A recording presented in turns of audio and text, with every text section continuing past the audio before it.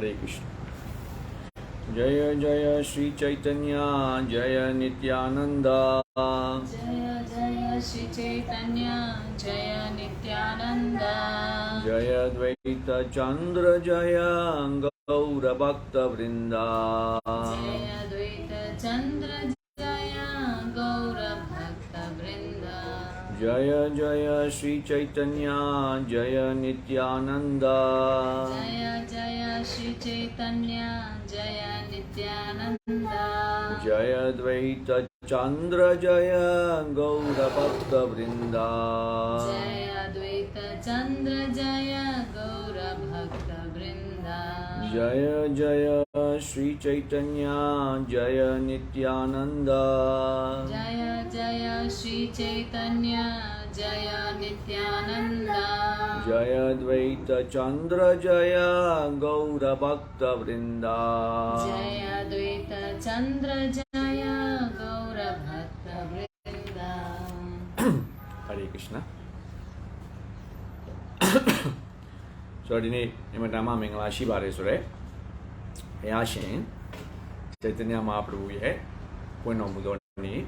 Tayman in it, General Yashin Chaitanya Mahaprabhu Chango, and Eli, not Honchio.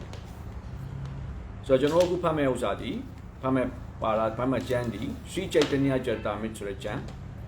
So Sri Chaitanya Chatamitra Chandi, no, Pine Below, Krishnadas Kaviraj Goswami Gayeta Tavare. So Padma Bango Adi Lila Lukore, Tutia no Levango Madhya Lila Lukore, Tatia Bango, Antia Lila Lukore. So Agu General Pame Pada di Madhya Lila Mapare, Akanta se Pada, Tea, Tasane, Go Pipari. And I like Sojia. Elo dunita kedaya visadaya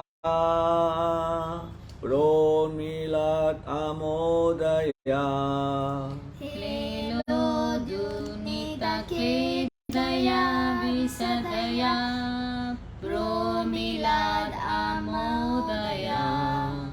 Samya chastra vivadaya rasadaya Chittarpiton madaya Samya Chastra Vivadaya Rasadaya Chittarpiton madaya Shashvat Bhakti Vinodaya Samadaya Madhurya Maryadaya Shashvat Bhakti Vinodaya Samadaya Madhurya Maryadaya Shri Chaitanya Dayanide Tavadaya Bhuyadamandodaya Shri Chaitanya Dayanide Tavadaya Bhuyat Amadodaya. So Diadi no Akanda se Pite, Payashin, Sri Chaitanya Mahaprabhu, Jagannath Puri go, Piano Mure, Khan. No Dia Sabiro, no Jagannath Puri go, Piano me, no Piano me, so that Chayani Vido. But do up your name a little me. No, these are how do up your little me. No, Swarup Damodar Swami. Swarup Damodar Gani Vido. No, these are how Chaitanya Mahaprabhu, Mainomura, Pure Shout Fit. So the I translation was La Prabhupada Dima, Petavare. Imatama Chimia Lava, Dotamudiane today, Karuna Mita Diaroshin, Sri Chaitanya Mahaprabhu Kamya. Let there be an awakening of your auspicious mercy, which easily drives away all kinds of material lamentation by making everything pure and blissful. Ashin Paya, Imatama Mingala Shiva, as a Mita Guna Rojo, Eddie Mita Guna Rodi, Imatama Ayakatango, Pew Sembiro, Ayakatango, Piti Tomanatane, Piezo on Lope Nine, a twat. Loki Ma Shiva de Sure Nonda toka yaute kisari amu do kisa miago alone limian zwa alwe de gu mountain nine do a shimpiae mingala shi do Karuna mitago no jabiro muba. Indeed, your mercy awakens transcendental bliss and covers all material pleasures. Ama sensipe a shimpiae mita Karuna doha loco trapitigo no cha zebiro. Loki ma shiva de esre pyoshwin chantamu upon alongo hongkwen by your auspicious mercy, quarrels and disagreement arising among different scriptures are vanquished. Ashimbiaya Mingala Shiva Resure Karuna Mita Rojo Anyemboamu de Deonetel, the bomb to Muni, the Shida Chanzari, the Kunaku, the Nyemboamu de Janza Matuni, the Bodia, the Shidos are the Alum Pyasundo Babi. Your auspicious mercy pours forth transcendental mellows and thus causes the heart to jubilate. Ashimbiae Mingala Shiva Resure Mita Doha Nibiro Bago Ton Long Pin is Lelusuin, Loco Tra Mita Karuna Rodine, Ton Long Baby Eddie Mita Karuna Doha, Chanuru and Alon Dago, Shwinlan Chami Zibare. Your mercy, which is full of joy, always stimulates devotional service and glorifies conjugal love of God. Ashimbiae Karuna Mitaro, Imatama Piezone, Yoshemu Chanda Tuka upon a Piezone Karuna Mitado Hare. Generoya Nalunda Mashi, Baktigun, Amie, no Cha Zebiro, Pea Shinge. No, Chimian Nujin, Radha Krishna, Chimian Nujin Gule, Golden Ingo, Fortune Bare, may transcendental bliss be awakened within my heart by your causeless mercy. Eri loco tra piti tomanatago a shimpiae a jaumashi benne chayao labare sure karuna mita do jong chano and alone dama no cha labazi subido badua bionale badua biona swadu damodar ha maino swadi paradi No, Imatama, no, Namejide, Pada to Pite, or again, join Lutodomiabo, the Jadana Jatameco, Lila Sipuni Bade, so to the Alu Nibadi, the Padago, through Lujaja. Pabilu Lelo May, Di Padama, Shi Chatanama Prabuye, Nita Gruna, Alu Piopia. And on an Epian Jobia. Adi Mita Karuna dia bari les rao jono tire khajaroma dine ha Yashin Chaitanya Mahaprabhu ye Mita ko jono beloni ne jono khanzati shi male so le kaisa ha jono thabo paw le ma ho yin thabo paw ma ma ho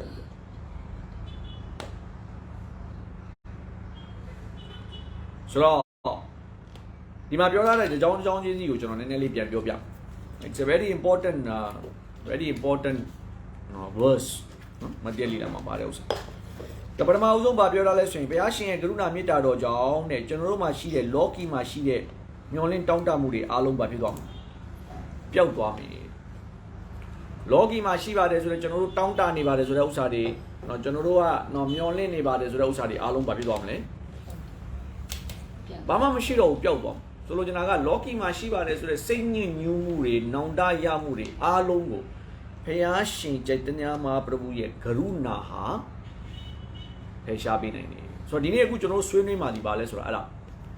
Now Dine Pachua Ubo sound, Babilo Ubo sound Male. Babilo Ubo sound Male, Babilo General and Evilo Chaitanya Mahaprabhu ye Garunas Rao General Kanyua Male. Chaitanya Mahaprabhu ye Garunas Bales Rao Patama General Tio. Patama to check up Babionile. Sarup Damudara. General Loki Mashiva is Usadi, Along with the Balu Bimal. Pepio Bima. Namanika Babiola swing. Adi Loki Mashiva is Usadi, Pepio Unimaka, Loco Tra Piti Tomanatane, and Adi will let no chow Lopi me. Naku, Takua, Loki Mashiva is the Dokari Alo, Loki Mashiva is the Sesiamude, Lamentation, Nondaya Mude. No, one ne tokari, Aradi Alo Balusima. Yin Janzi me. Vidoe လောကုတ္တရာလို့ခေါ်တဲ့ spiritual မှာခံစားရတဲ့ဥစ္စာတွေအားလုံးကိုလည်းမပြည့်စုံပါလေသူအဲ့ဒါတွေကိုလည်းသူကပီတိတော်မနတတွေအားလုံးကိုလည်းသူကနော်မျှဝေပေးအောင်မှာဖြစ်တယ် so this is a very auspicious thing and တပ်ပြီးတော့ဗာပြောလဲဆိုတော့အရှင်ဘုရားရဲ့အင်မတန်မင်္ဂလာရှိပါတယ်ဆိုတော့ကရုဏာမေတ္တာဟာတဲ့ကျွန်တော်တို့ရဲ့နှလုံးသားကိုရှင်လန်းတက်ကြွလွှာစေတယ်ကျွန်တော်တို့ရဲ့နှလုံးသားကိုဗာဖြစ်စေလဲရှင်လန်းတက်ကြွလာစေတယ်အဲ့ဒါနေမကဘူးတဲ့အဲ့လိုလုပ်ပြီးတော့ဖေအရှင်ရဲ့ចេတနာမဟာပရုရဲ့မေတ္တာကရုဏာရတဲ့အခါမှာဘာဖြစ်လာလဲဆိုတော့ကျွန်တော်ဟာဘဂတိကိုလည်းကျွန်တော်နိုးကြားလာတယ်ဘဂတိကိုနိုးကြားလာပြီးတော့ဘာဖြစ်လာလဲကျွန်တော်ရဲ့နှလုံးသားထဲမှာအင်မတန်မှထူးခြားတဲ့လောကုတ္တရာပီတိကိုခံစားရတယ်ဆိုပြီးတော့နော်ဆွာရုဒ္ဓမုဒ္ဒရာဒီမှာပြောထားတယ်ဆိုတော့အဲ့ဒါကိုစလာပရောပတ်ဒီမှာရှင်းလင်းချက်ပေးထားတယ်ဆိုတော့ကျွန်တော်နည်းနည်းဖတ်ပြမယ်It's a long purport, but we'll go through this because today is very important.ဒီနေ့အရေးကြီးတဲ့အတွက်နည်းနည်းနားထောင်ကြည့်အောင် Srila Prabhupada ki, purport by Srila Prabhupada ki jai. Purport, Shilingja. This important verse, Sri Chaitanya Chandroya Nataka 8.10, specifically describes the Lord's causeless mercy. Srila Bhaktisiddhanta Saraswati Thakur explained that Sri Chaitanya Mahaprabhu, who is the most magnanimous personality of Godhead, distributes his causeless mercy in 3 ways to the conditioned soul. Every living entity is morose in the material world because he is always in want. He undergoes a great struggle for existence and tries to minimize his miserable condition by squeezing the utmost pleasure out of this world. But the living entity is never successful in this endeavor. While in a miserable condition, a person sometimes seeks the favor of the Supreme Personality of Godhead. But this is very difficult for materialistic people to obtain. However, when one becomes Krishna conscious, by the grace of the Lord, fragrance of the lotus feet of the Lord expands, and in this way a materialist may gain freedom from his miseries. Actually, his mind is cleansed by his transcendental connection with the lotus feet of the Lord. At such a time, one is enlightened by the loving service of the Lord. There are many different kinds of scriptures, and by reading them, one often becomes puzzled. But when one receives the mercy of the Lord, his confusion is mitigated. Not only are scriptural disparities dissolved, but a kind of transcendental bliss is awakened, and in this way, one is fully satisfied. The transcendental loving service of the Lord constantly engages the conditioned soul in serving the Lord's lotus feet. Through such fortunate engagement, one's transcendental love for Krishna is increased. One's position is thus completely purified, and one is filled with transcendental bliss, accompanied by the spirit-soul jubilation.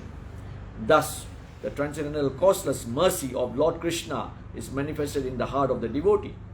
At such a time, material needs no longer exist. The lamentation that invariably accompanies material desires also vanish. By the grace of the Lord, one is elevated to the transcendental position, and then the transcendental mellows of the spiritual world are manifested in him.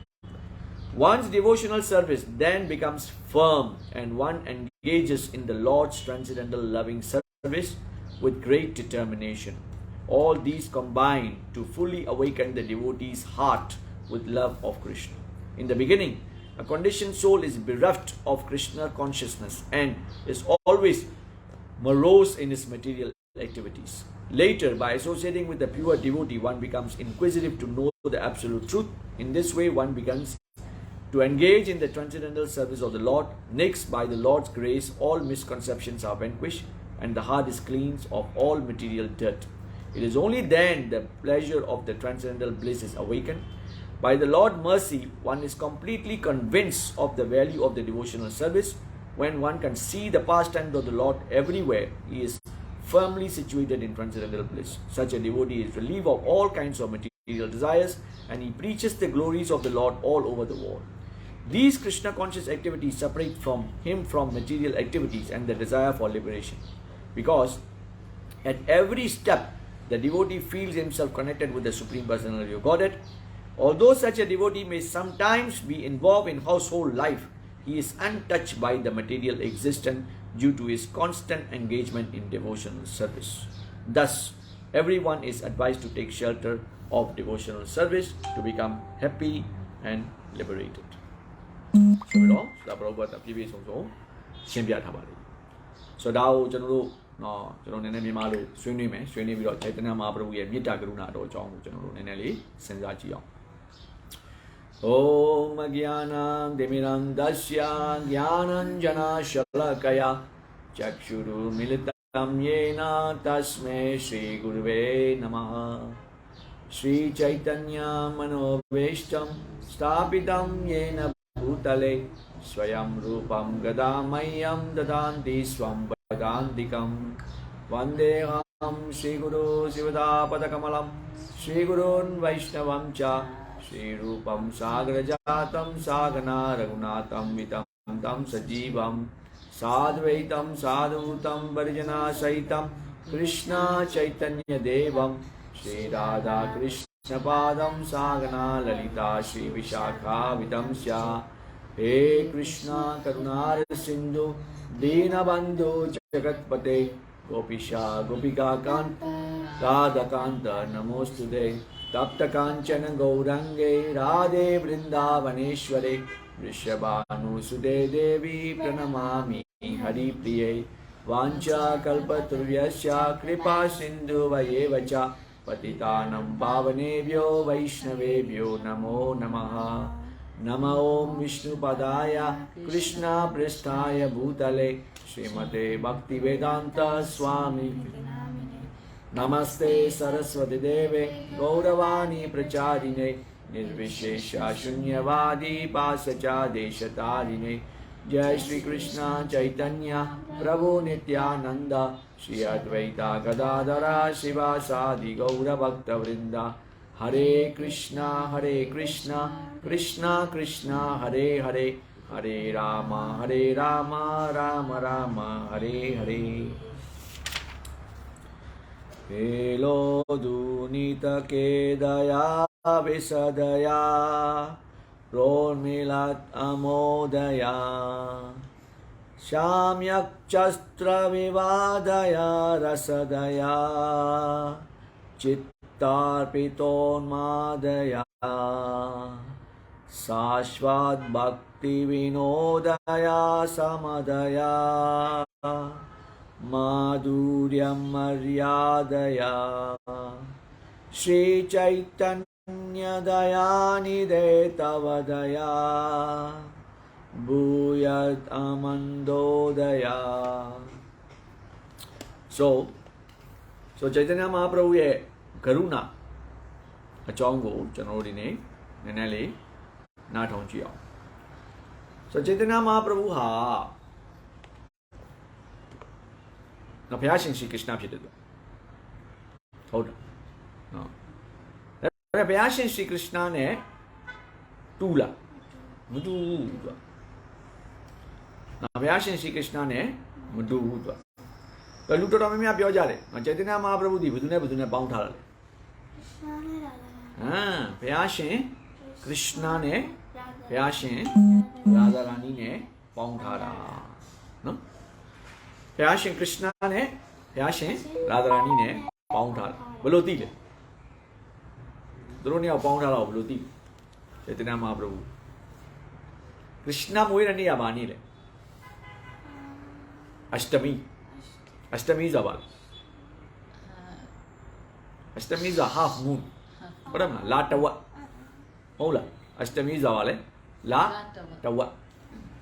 Radharani Muirani a Benole. Radha Ashtami. Radharani Muirale Ashtami. La Tawa. Krishna Muirania La Tawa. Radharani Muirania La Tawa. So Latawa and Polaido La Bini See Chaitanya Mahaprabhu Queen of Muranidi No Purnima No La Bini Pite So that's another no did I impure up Chansaria Babiola singing No See Chaitanya Mahaprabhu di No Payashin Sri Krishna Bawama Payashin Sri Krishna Galunga and Bong Around Yoga Labilo Pungere အဲ့မှာလုတ်ခဲ့တဲ့အခါမှာနော်စီချေတနာမဟာပရဗုအနေနဲ့လာပြီးတော့ပွင့်ရတဲ့အဓိကအကြောင်းရင်းကပါအကြောင်းရင်းအများကြီးရှိတယ်ဆိုဒါပေမဲ့တေးကြတာတစ်ခုကဘာလဲဆိုရင်တဲ့ချေတနာမဟာပရဗုအနေနဲ့လာပွင့်ပါတယ်ဆိုတော့ဘုရားရှင်ကရစ်နာကဘုရားရှင်ကရစ်နာဘဝမှာမလုတ်လိုက်ရတဲ့ကိစ္စတွေကိုသူဒီမှာလာပြီးတော့မလုတ်တာလုတ်တာဖြစ်တယ်ပေါ့နော်ဘာတွေလုတ်တယ်လဲဆိုတော့နည်းနည်းလေးကြည့်အောင်ချေတနာမဟာပရဗုဒီဘာဖြစ်လို့မေတ္တာတရားကြီးမားလဲဆိုတဲ့ကိစ္စကိုကျွန်တော်တဖြည်းဖြည်းနားလည်လောက်အောင်ပြော။ဒီမှာပရဗုပ္ပဒလည်းအဲ့ဒါနဲ့ပတ်သက်ပြီးတော့အများကြီးပြောထားတယ်ကျွန်တော်အဲ့ဒါကိုခြုံငုံပြီးတော့ကျွန်တော်နည်းနည်းလေးပြောပြ။ဆိုတော့ကလီယုမစခင်ဒွါပရိယုအဆုံးမှာကလီယုစတော့မယ်ဒွါပရိယုအဆုံးမှာနော်ဘုရားရှင်ကျမ်းမှာဘုရားရှင်ရှိခရစ်လာပွင့်တဲ့ချိန်မှာနော်ကျွန်တော်တို့ကာတစ်လမှာအများနဲ့ဆင်နွှဲတဲ့ပွဲရှိတယ်ဗါလေ။ဟမ်ကာတစ်လမှာဒါမိုးသားလေဒါမိုးသားအစတကဆိုကြတယ်မလားဒါမိုးသားဆိုအဲ့ဒီဒါမိုးသားမှာတော့ကဒါမိုးသားလီလာမှာနော်အဲ့ဒီဒါမိုးသားပဲဒီမှာလာပြီးတော့ဘယ်သူအနေနဲ့ပွင့်တာလဲခြေတငါမဟာပရဗုအနေနဲ့လာပြီးတော့ပွင့်တာဖြစ်တယ်ဘုရားရှင်ဒါမိုးသားပဲတကယ်တမ်းပြောရင်ခရစ်နာပဲဆိုအဲ့ဒီဒါမိုးသားဘဝတော့ကအဲ့ဒီဒါမိုးသားဘဝတော့ဘုရားရှင်ရှိခရစ်နာဘဝတော့သူဘာလို့ ရလဲသူဘာတွေလုပ်ရလဲကောင်းကောင်းနော်အိုးတွေကိုရိုက်ခွဲတယ်ဟုတ်တယ်မလားအိုးတွေကိုရိုက်ခွဲတယ်မခန်းကိုခိုးစားတယ်ဟုတ်တယ်မလားမြောက်တွေနဲ့စော့တယ်ဟုတ်တယ်မလား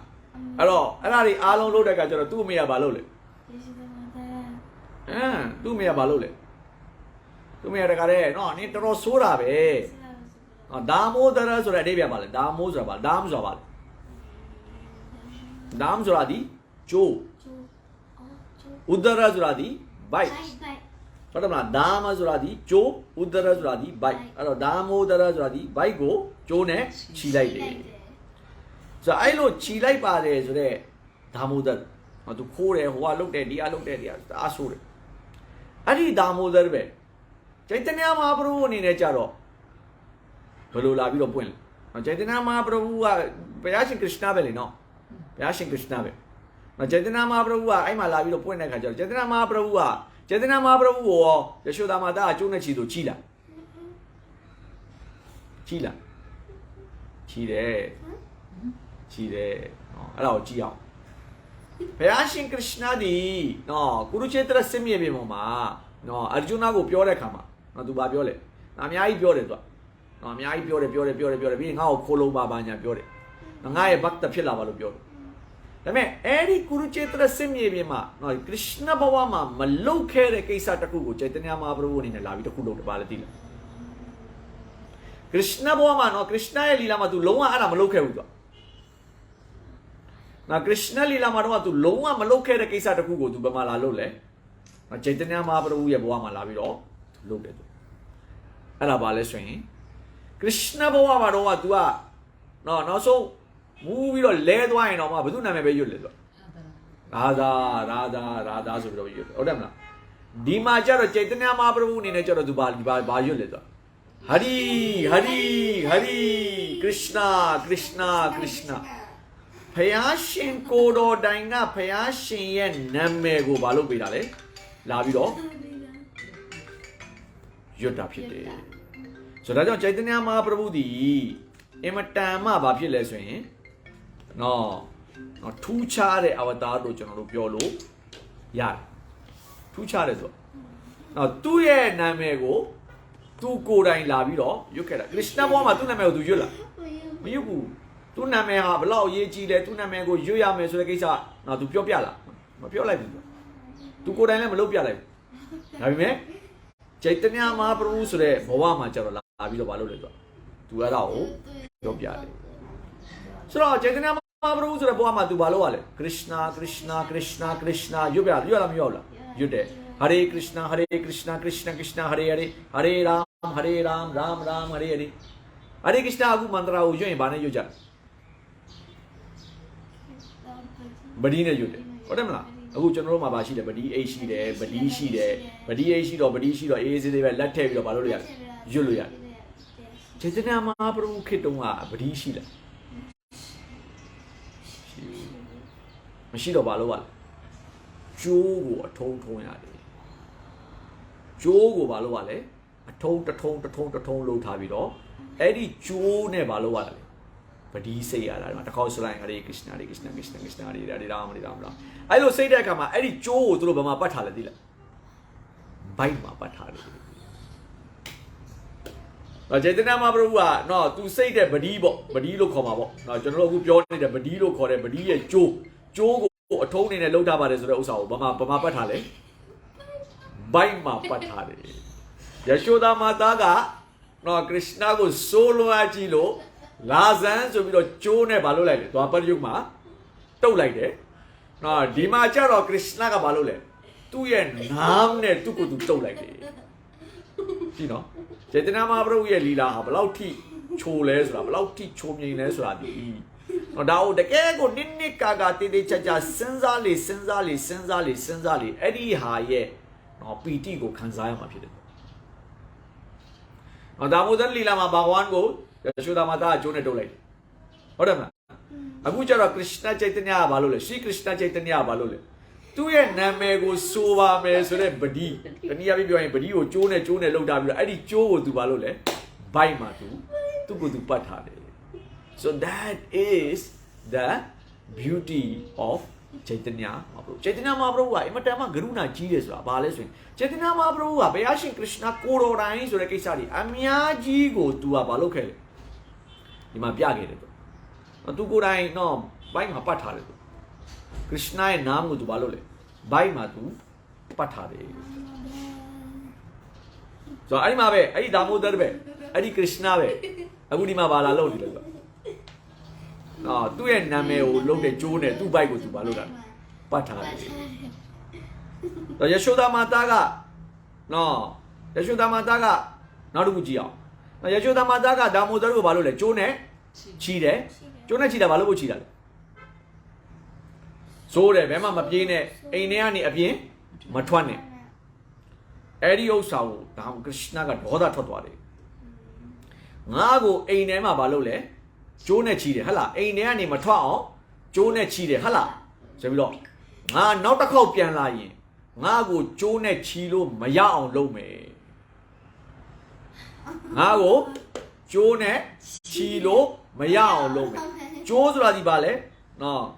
ကျိုးကိုနော်ဘာလို့ခေါ်လဲဆိုတော့အိမ်မှာပဲချီတယ်မလားအိမ်ကိုဂရဟလို့ခေါ်တာဟုတ်အိမ်မှာချီတာဟုတ်ဆိုတော့နောက်တစ်ခေါက်လာရင်ငါဂရဟမှာငါမနေဘူးမနေတဲ့အတွက်ဘာလုပ်မလဲငါဒီဆံညာယူပြီးတော့ထွက်သွားမယ်ခရစ်ယာန်ရဲ့လီလာမှာသူ့ကိုဘာလုပ်လဲသူ့အမေကကျိုးနဲ့ချီတယ်မလားစัจจิမာတာကတော့ចេတနာမဟာပရုရဲ့လီလာမှာကျိုးနဲ့ချီလို့ရသေးလားမရဘူးပထမတစ်ခေါက်ချီပြီးပြီအမေနော်ဒုတိယတစ်ခေါက်တော့ကျွန်တော်အချီမခံနိုင်ဘူးကျွန်တော်ဘာလုပ်မလဲကျွန်တော်သွားမယ်ကျွန်တော်ဘာလုပ်မလဲကျွန်တော်ဆံညာယူမယ်ဆိုပြီးတော့သူဘာလုပ်လဲဆံညာစီလီလာကိုကျင်းပခဲ့ဖယားရှင်ဟာဘယ်ဒုံကမှဆံညာယူတယ်ဆိုတာဒီမရှိခဲ့ဘူးဘာဖြစ်လို့ဆံညာယူလာလဲသိလားចេတနာမဟာပရုဘာလို့ဆံညာယူလာလဲသိလား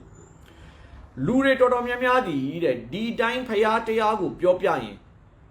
လက်ခံတဲ့သူရှိတယ်လက်မခံတဲ့သူရှိတယ်ဒါပေမဲ့ဘုန်းကြီးအဝတ်ဝတ်ပြီးတော့ယဟန်ဘဝနဲ့လာပြီးတော့တယောက်ကလာပြောရင်အ ਨੇ ဆုံးတော့သူကဘာလုပ်ရလဲ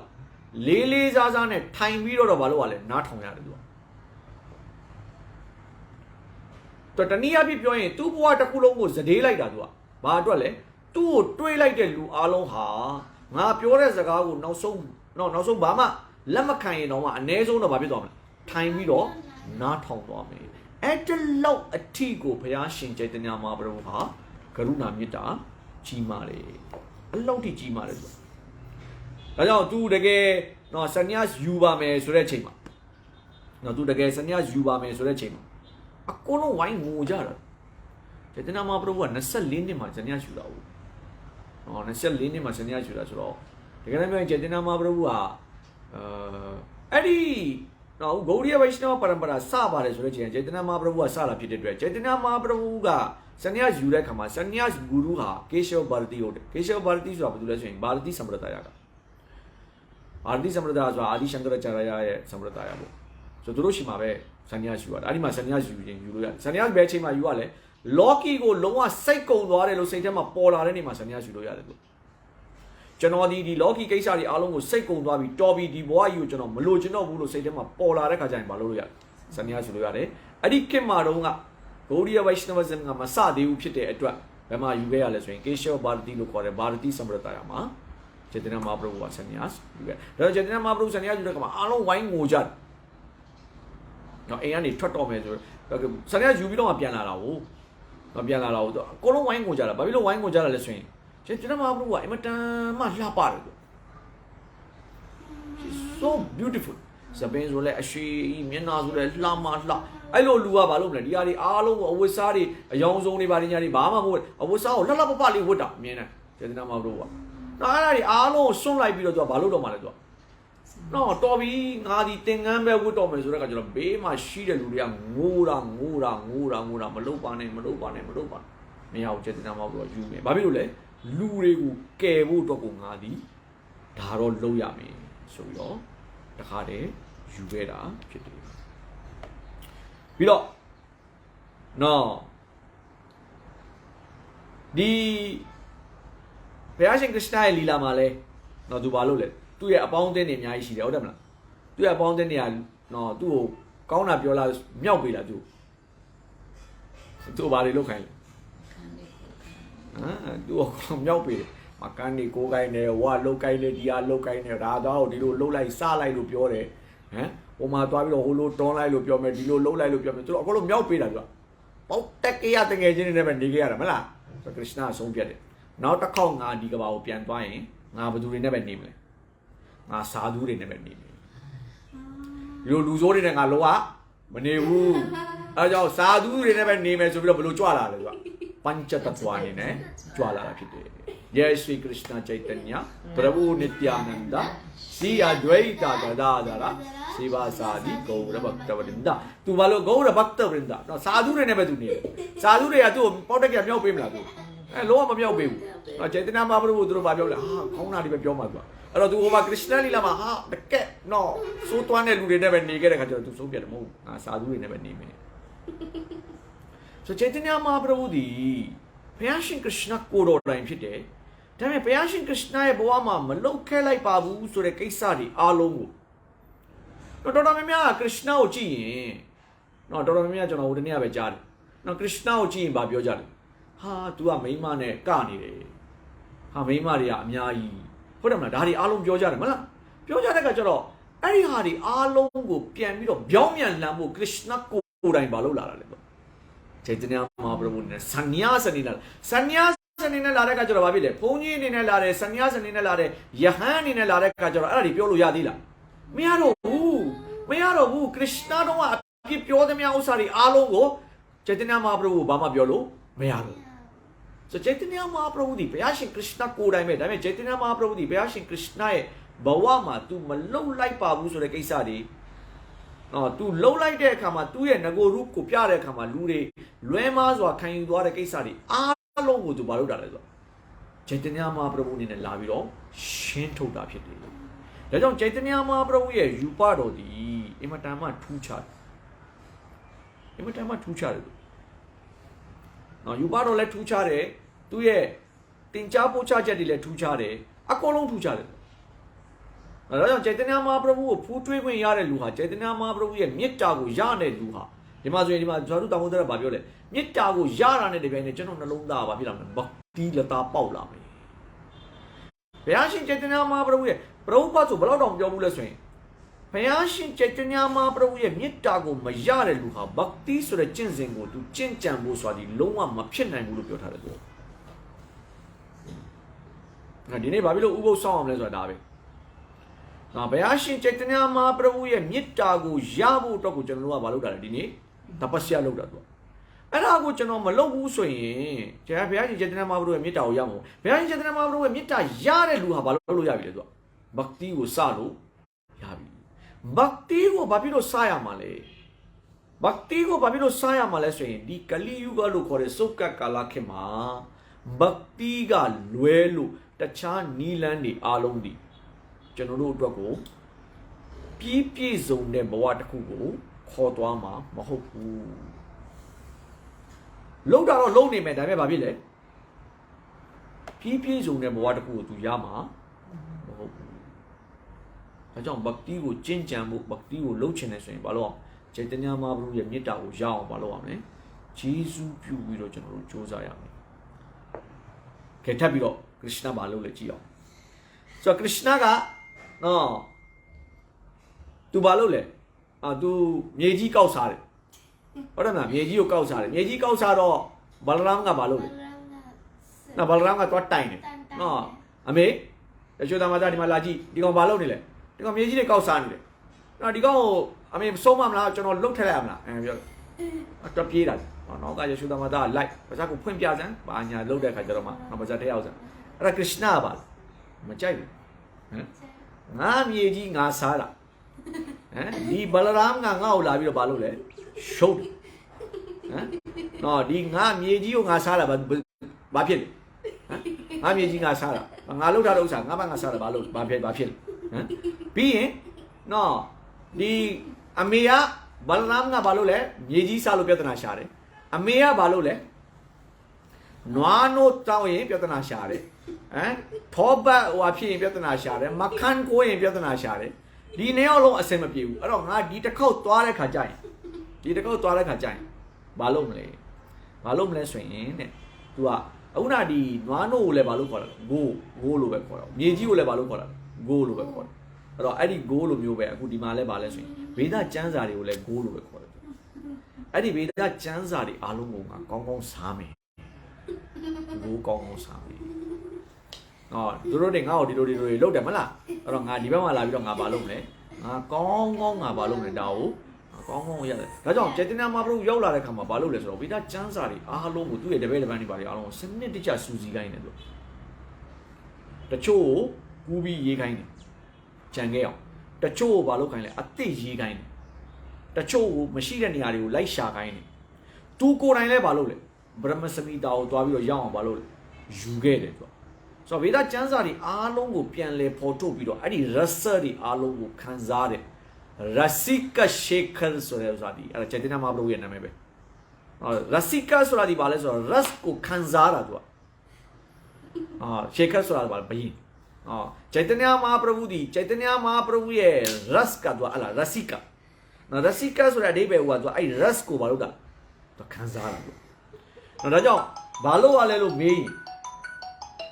နော်ဘာလို့ရလဲလို့မေးရင်နော်တကယ်ဟိုအဖြစ်ရင်ဘာလို့ရလဲလို့မေးရင်တော့ဒီ rust ကိုခံစားခြင်းတယ်ဘာလို့လဲဆိုတော့ Srimad Bhagavatam ကိုဖတ်ရတယ် Srimad Bhagavatam ကိုနားထောင်ရတယ် Srimad Bhagavatam ကိုဖတ်ရတယ်ဘုရားရှင်ခရစ်ယာန်နဲ့ပတ်သက်တဲ့အကြောင်းအရာတွေကိုနားထောင်ရတယ်အဲ့ဒီဥစ္စာတွေအားလုံးကိုဘယ်သူလုပ်ခဲ့တာလဲတော့အဲ့ဒါတွေအားလုံးကိုဘယ်သူလုပ်ခဲ့တာလဲခြေတနာမဘုရားကိုယ်တိုင်သူကိုယ်တိုင်လုပ်ခဲ့တယ်ဆိုတော့ဒီခြေတနာမဘုရားလုပ်ခဲ့တဲ့ဥစ္စာတွေကိုကျွန်တော်နည်းနည်းစီကြည့်တာခရစ်ယာန်တို့ကလုပ်ခဲ့တာရှိတယ်ကျေတနာမဟာပရဘုအနေနဲ့လာပြီးတော့လုပ်ခဲ့တာရှိတယ်ဆိုတော့ခရစ်ယာန်တို့ကနော်ဒါမိုဒရကနေပြီးတော့နော်ဒီလိုတွေလာပြီးတော့လုပ်တယ်နော်ဒါမိုဒရကိုဘာလုပ်လဲနော်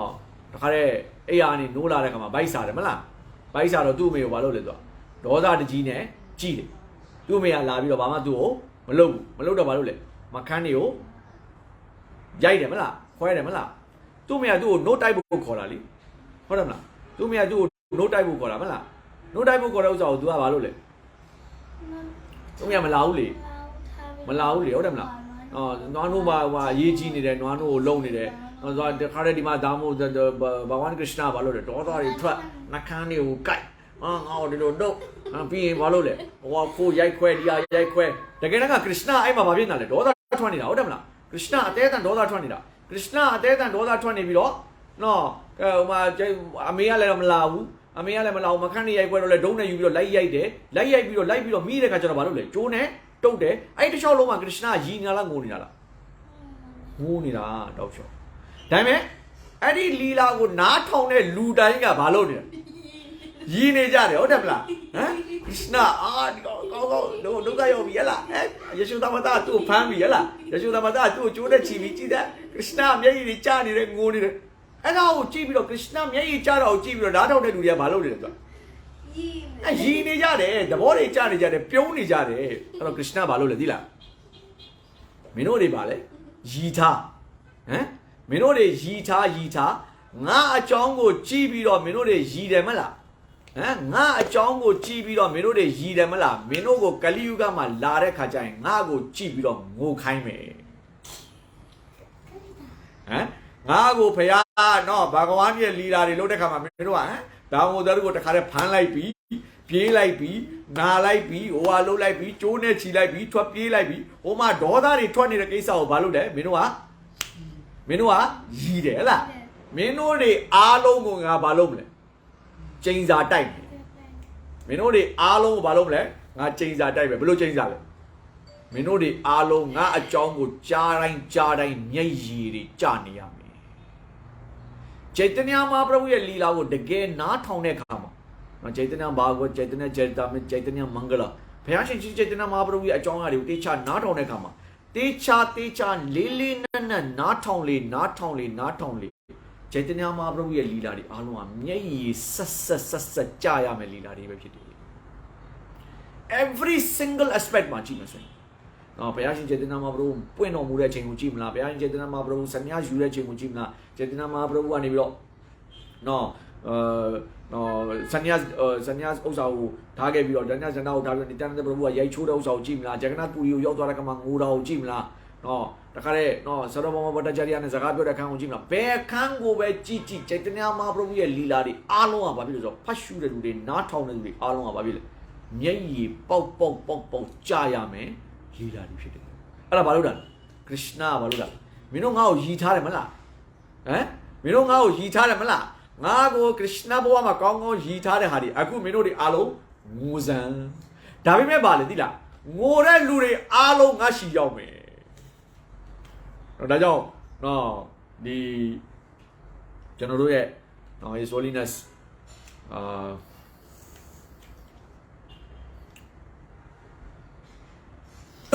Guru on the Swami Maharaj ka baပြောလဲ we have to open a crying school ငါတို့ဘာဖွင့်ရမလဲမျက်ရည်ကျတဲ့ငိုတဲ့ကြောင်ဖွင့်ရမယ်ဘာဖြစ်လို့လဲචෛတన్యမဟာပရဝုဒီဘာလဲနော်မျက်ရည်ကျအောင်ကျွန်တော်တို့ကိုသင်ပေးမှာဟုတ်တယ်ကျွန်တော်တို့ရဲ့အင်မတန်မှမာကြောနေတဲ့နှလုံးသားတွေအားလုံးကိုနော်ကျွန်တော်တို့မှာရှိပါတယ်ဆိုတဲ့ညစ်ပတ်တဲ့ဥစ္စာတွေမာကြောနေတဲ့နှလုံးသားတွေအားလုံးကိုတခါတည်းအရေးပျော်ကျသွားအောင်မျက်ရည်ကျအောင်နီလန်းကိုကျွန်တော်တို့ကိုသင်ပေးမှာဖြစ်တယ်ဒါကြောင့်ခရစ်နာကျိန်စာတိုက်လိုက်တာနော်ငါ့ဟိုတော့ရည်တဲ့ဟာတွေအခုအားလုံးဘာလို့မျက်ရည်ကျကြဒါပေမဲ့ဘာလဲထူးခြားတဲ့ကျိန်စာရဲ့အကောင်းတဲ့ချက်ကဘာလဲနော်မျက်ရည်ကျပါတယ်ဆိုတဲ့ကိစ္စကဘာဖြစ်လာမှာလဲငါရှိရောက်လာမှာဖြစ်တယ်မျက်ရည်ကျတဲ့လူတွေအားလုံးဟာဘယ်ကိုရောက်လာမှာလဲငါရှိကိုရောက်လာမှာဖြစ်တယ်ငါရှိကိုရောက်လာမယ်ဆိုတာဘာလဲတန်တရားကနေလွတ်မှာဖြစ်တယ်ဆိုတော့ဒီචෛတన్యမဟာပရဝုကျွန်တော်တို့ပေးခဲ့တယ်ခရစ်နာကကျွန်တော်တို့ပေးခဲ့တယ်ကျိန်းစာခရစ်နာကကျွန်တော်တို့ဘာလုပ်လိုက်တာကြည့်နေတာဒီကောင်တွေငါ့ကိုကြည့်တော့ရည်တဲ့ကောင်တွေငါဒီကောင်တွေကိုဘာလုပ်မလဲငိုအောင်လုပ်မယ်ဘာနဲ့ငိုအောင်လုပ်မှာလဲဘတ်တီနဲ့ငိုအောင်လုပ်ပေးမှာနှလုံးသားထဲမှာဘတ်တီလက်သားဆိုတဲ့အပင်ပေါက်လာတဲ့သူဟာဘုရားရှင်ရှိචෛတన్యမဟာပရဝုရဲ့အကြောင်းကိုနားထောင်တဲ့အခါမှာသူ့ရဲ့နှလုံးသားတွေကနေငိုကြွေးခြင်းကိုဖြစ်လာမယ်မျက်ရည်ပေါက်ကျလာမှာဖြစ်တယ်ဆိုတော့နော်චෛတన్యမဟာပရဝုရဲ့နော်ခရစ်နာတော့မလှုပ်လိုက်တဲ့ဟာတွေပေါ့နော်မလှုပ်လိုက်တဲ့ဟာတွေကိုဒီမှာနော်လှုပ်တယ်နော်လှုပ်ခဲ့တဲ့ဟာတွေအားလုံးကလည်းဒီမှာပြန်ပြီးတော့ရှင်းပြတယ်နောက်ဆုံးအနေနဲ့နော်ခရစ်နာလီလာမှာအချိန်လုံးခရစ်နာတတိယနေတာဘာလို့လဲရာဇာနီကိုတတိယတယ်အချိန်လုံးတတိယတစ်ချိန်လုံးတတိယနေတယ်ဝေးကွာနေတယ်အကိုလုံးနဲ့ဘာဖြစ်နေလဲနော်လမ်းနေတယ်ဒီဟာကိုပဲကျွန်တော်တို့အားလုံးကဘာလုပ်ကြလဲ rest လုပ်ကြတယ်အဲ့တော့ဘာလုပ်တယ်ခရစ်နာအနေနဲ့ဘာလုပ်လဲနော်အရင်ငါတို့ဝေးနေတာကိုမင်းတို့ဘာလုပ်လဲခံစားတယ်မလားအခုငါတို့နှစ်ယောက်ပေါင်းလိုက်ပြီအရင်တော့မင်းတို့ဝေးတဲ့ rest ကိုမင်းတို့ခံစားတယ်အခုငါတို့ပေါင်းထားတဲ့ rest ကိုခံစားကြည့်ခရစ်နာචෛတన్యရှိခရစ်နာචෛတన్యဆိုတာဘာလို့လဲရှင်မတိရာဒရာနီနဲ့ဘုရားရှင်ခရစ်နာပေါင်းတာဖြစ်တယ်ခုနကကျွန်တော်ပြောတယ်မလားလာတဝက်နဲ့လာပြည့်ဆိုတာနော်သူတို့နှစ်ယောက်ပေါင်းထားတာကိုဘာလို့ခေါ်တာလဲဘုရားရှင်ရှိခရစ်နာචෛတన్యလို့ခေါ်တာဘုရားရှင်ရှိခရစ်နာචෛတన్యမဟာပရဝုဟာနော်နစုတစုဘုရားရှင်ဖြစ်တယ်နစုတစုဆိုတာဘာလဲ2 in 1 in 2 တယောက်ထဲမှာနှစ်ပါးရှိတယ်နှစ်ပါးပေါင်းပြီးတော့တစ်ပါးဖြစ်လာတာဖြစ်တယ်ဆိုတော့ခရစ်ယာန်ကနော်သူ့ရဲ့ဘတ်တရဲ့မူကဘလို့ရှိတယ်လေဘတ်တတွေကငါ့ကိုကြည့်ပြီးတော့ဘလို့မျက်ရည်ကျနေတာလဲဘတ်တတွေကငါ့ကိုဘလောက်ချစ်နေတာလဲဆိုတော့သူကိုယ်တိုင်ခံစားကြည့်ခြင်းတဲ့အခါမှာဘုရားရှင်ကျေတနာမှာပြဖို့နေတယ်လာပြီးတော့ပွင့်တော်မူခဲ့တယ်ဒါကြောင့်ဒီမှာကျေတနာမှာပြဖို့ရဲ့အကြောင်းကိုဒီမှာနော်ဒီရှလာပရောဘတ်တွေမှာရှင်းပြတဲ့အခါမှာဘာပြောလဲဆိုရင် when one become Krishna conscious by the grace of the Lord လူတယောက်ကခရစ်ယာန်တို့တည်းရှိလာတာဒီဘာကြောင့်ပဲဖြစ်နိုင်လဲဆိုတော့ဘုရားရှင်ခရစ်ယာန်ရဲ့မေတ္တာရမှသာလည်းဖြစ်နိုင်ဘုရားရှင်ရဲ့မေတ္တာမရဘဲနဲ့လူတယောက်ကခရစ်ယာန်တို့တည်းဘလို့မှမဖြစ်လာနိုင်ဘူးတဲ့ the fragrance of the lotus feet of the Lord expand ဘာဖြစ်လာလဲဘုရားရှင်ចេတနာမဟာပရဘုရဲ့ခြေတော်ရင်းမှာရှိပါတယ်ဆိုတော့ပန်းအဲ့ဒီပန်းရဲ့ယနံ့ဟာဘာဖြစ်လာလဲပွားလာပြီးတော့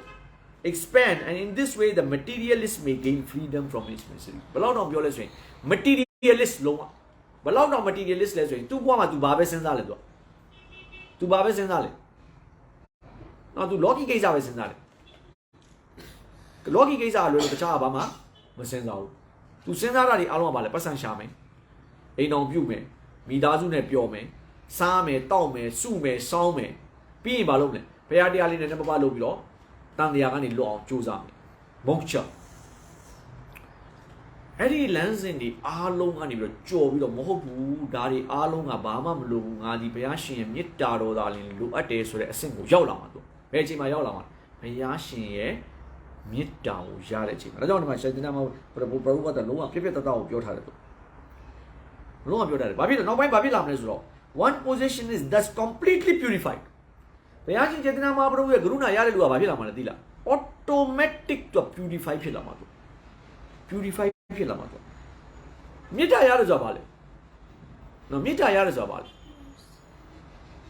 ကဲဟုတ်ပြီမေတ္တာရတယ်ဆိုတာဘာလဲဆိုတော့မပြောခင်မေတ္တာဆိုတာဘာလဲ what is mercy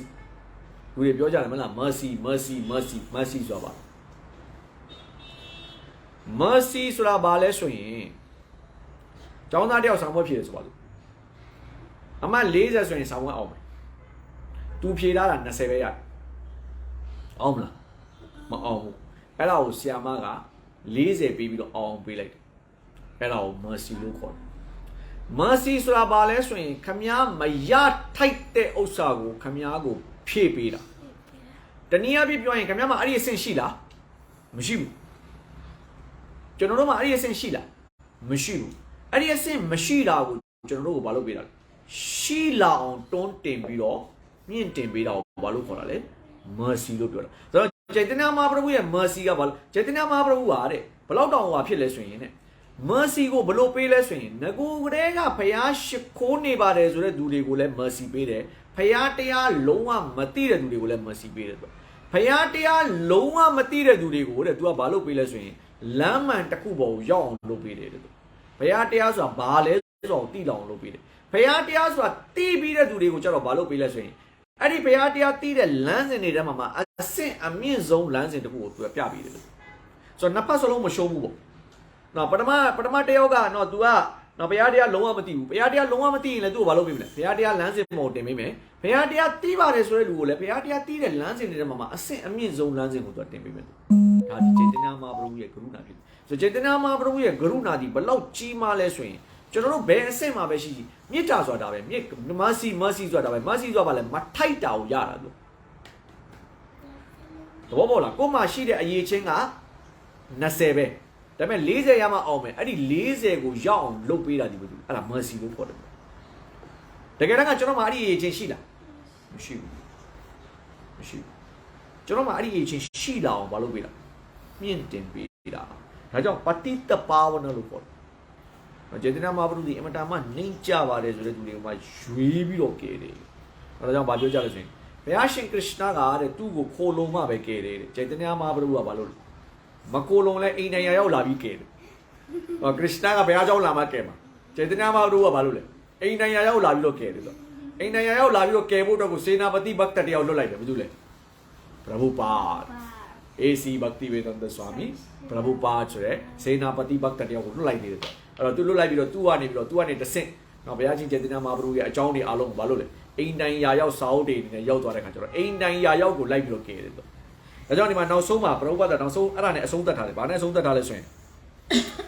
although such a devotee may sometimes be involved in household life ဘုရားတရားလုပ်တဲ့သူကနောက်ဆုံးမှာအိမ်တော်ရေးဆိုတဲ့ဘဝကိုသူဖြတ်တန်းခဲ့ရင်တောင်မှ he is untouched by the material desires material existence ဒီ Loki မှာရှိနေပါတယ်ဆိုတဲ့ကိစ္စတွေကသူ့ကိုထိလို့မရဘူးတဲ့ due to his constant engagement in devotional service အမြဲတမ်းသူဟာဗက္တိစေဘာမှာပဲပျော်နေတာဖြစ်တဲ့အတွက်လုံနေတာပဲဖြစ်တဲ့အတွက်သူ့ကိုဒီ Loki မှာရှိတဲ့ဥစ္စာတွေကဘာမှ touch လုပ်လို့မရဘူးဒါကြောင့်ဒီမှာပရိဝတ်ဘယ်လောက်တောင်ရှင်းပြထားလဲဆိုရင်နော် Grihastha လို့ခေါ်တဲ့အိမ်အောင်တဲ့တာဝကတွေဟာလေအိမ်အောင်တဲ့တာဝကတွေကိုလည်းမလုပ်ပေးလေចេတနာမဟာပရိဝတ်ကဲပေးမှာဖြစ်တယ်ဒါကြောင့် everyone is advised to take shelter of devotional service to become happy and liberated ဆိုပြီးတော့ပရိဝတ်ဆုံးသတ်ထားတယ်ပြောခြင်းရင်တန်တရားကလွတ်ခြင်းရင်ဘဂတိကိုခိုးလုံးပါဘဂတိကိုခိုးလုံးမှုဆိုတာနံပါတ်1ဘုရားရှင်ကရစ်နာဖြစ်တဲ့ចេတနာမဟာပရိဝတ်ကလေးကိုမလာပွင့်တဲ့ចេတနာမဟာပရိဝတ်ကိုခိုးလုံးပါចេတနာမဟာပရိဝတ်ရဲ့ကရုဏာဒီဘုရားရှင်ကရစ်နာရဲ့ကရုဏာတိုင်းပို့ပြီးတော့ရဖို့လွယ်တယ်အဲဒီလိုရမယ်ဆိုရင်ပို့ပြီးတော့ကျွန်တော်တို့ဟာပို့ပြီးတော့အဆင်ပြေလာမှာဖြစ်တယ်ဆိုအားလုံးကျေးဇူးတင်ပါတယ်हरे कृष्ण जगत गुरु शिला प्रभुपाद की जय अनंत कोटि वैष्णव की जय गौर पूर्णिमा महामहोत्सव की जय जय श्री चैतन्य महाप्रभु की जय गौर प्रेमानंद हरि बोल हरे कृष्ण